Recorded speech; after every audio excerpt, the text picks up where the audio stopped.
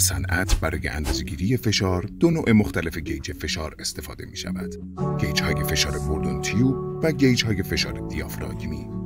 این گیج‌ها دارای مکانیک متفاوتی برای اندازه‌گیری هستند که آنها را قادر به استفاده در شرایط مختلف می کند.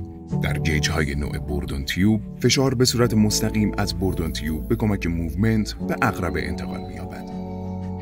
گیج‌های فشار بوردون تیوب تنوع کاربری فراوانی دارند و در صنایع مختلف استفاده می شوند. با این حال گیج‌های فشار بوردون تیوب نیز محدودیت‌هایی دارند که در این حالت از گیج دیافراگمی استفاده می شود. در گیج‌های فشار دیافراگمی، فشار توسط دیافراگمی موجی شکل به اتصال انتقال پیدا کرده، توسط آن اتصال به موومنت و بعد به عقربه منتقل می شود. مهمترین ویژگی گیج‌های دیافراگمی قابلیت سنجش فشارهای بسیار پایین است.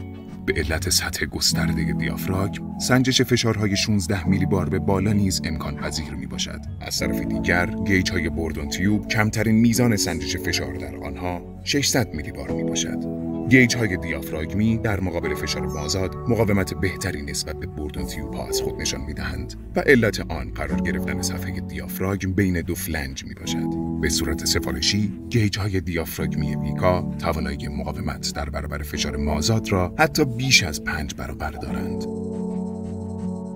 این گیج همچنین دارای ویژگی‌های بسیاری از جمله سنجش سیالات به شدت خورنده است. سطح دیافراگم دارای پوشش‌هایی با متریال‌های مختلف برای شرایط متفاوت مانند PTFE، طلا، استلوی و موارد بیشتر میباشد.